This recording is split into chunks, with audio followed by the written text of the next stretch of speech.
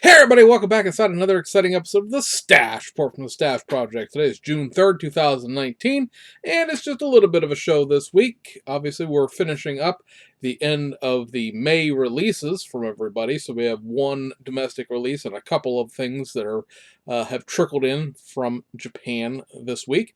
Nothing to announce, as it is, the end of the month, very beginning of the month, so it's just a few things to go over, and then you'll be back on your way, having not spent a great deal of time here. Win-win for everybody, right? All right, so like I said, no kit announcements, no teases, no nothing there. So we'll go on to kit releases, and so like I said, we have one domestic release. It is the last round 2 kit for the month of May, and that is the reissue of the 1977 Ford Pinto. So I made a big deal about this being the first time it's been available since 1977, uh, which makes sense. I mean, it's not like there's a great deal of demand for Pintos at this point in time. I mean, now, 42 years later, sure, but at the time, I mean, I can't really see where this would ever have been reissued.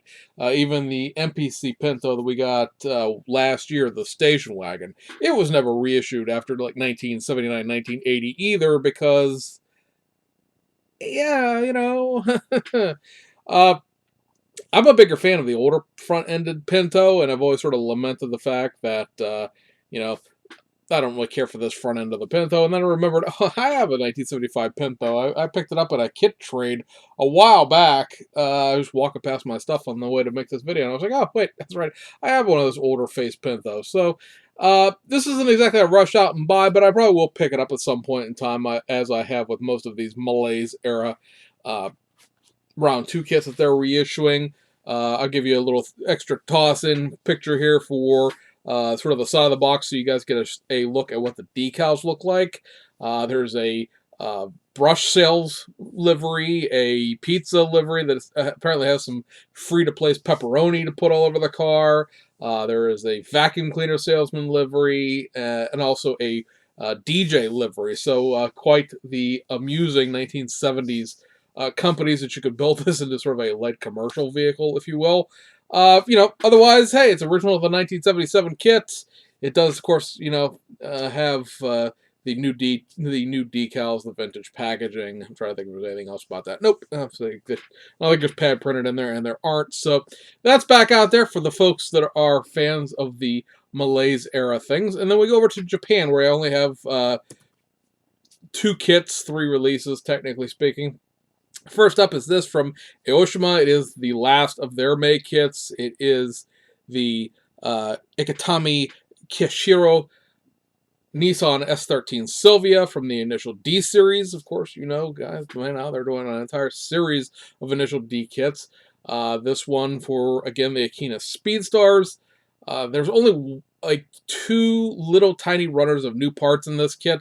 The front bumper is a new piece, and then there are a set of what look like 4 spacers for the suspension that, as far as I can tell, are not called out in the instructions anywhere, but for whatever reason are in this kit. So I'm guessing, technically speaking, you're supposed to use the spacers to lower the kit, because the Sylvia, they've never really done... Well, they've done the Rasty S13 Sylvia, but that's a little bit more of a drift car than... I mean, yes, Initial D is a drift series, I realize, but it's more of a commercial drift car. The Rasty S13 has its origins as far as what it's set up to be in a D1 Grand Prix drift car.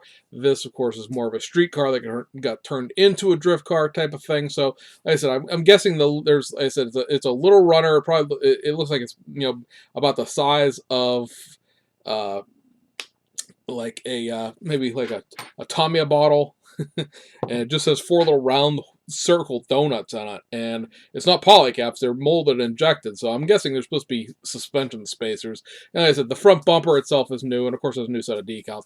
It has a set of what are actually 4-spoke wheels rather than the 5 spokes that are shown on the box art. And those wheels are actually from 1993, so it's not a new set of wheels, although that may be the first time those wheels have been around for a little while.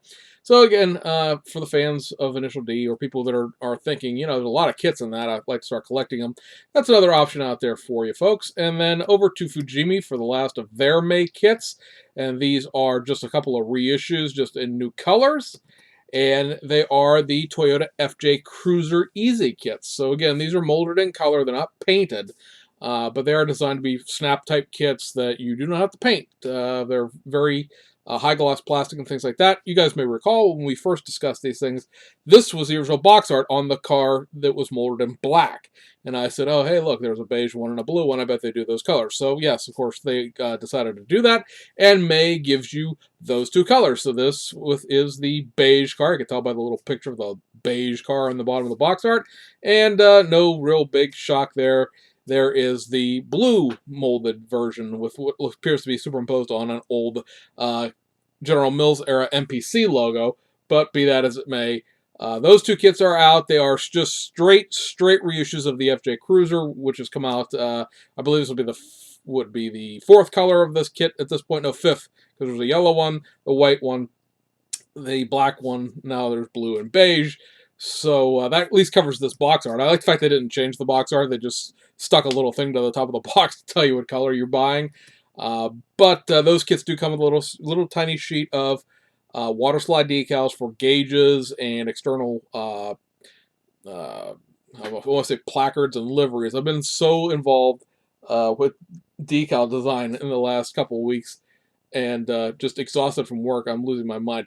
All of the emblems and logos on the outside of the car, all the Toyota logos, all the FJ Cruiser logos and things like that are water slide decals, so you don't have to use the Mylar press and stick stuff that comes with the kit. And guys, again, not a whole heck of a lot to talk about this week. Hopefully we'll get some more stuff. I'm hearing rumblings that some of the round 2 kits will be out a little early in June for the June releases, so maybe those will be out. Not expecting a whole heck of a lot out of Japan in the first full week, because that tends to be that sort of quiet time, where there's no real kit announcements and there's no real kit releases.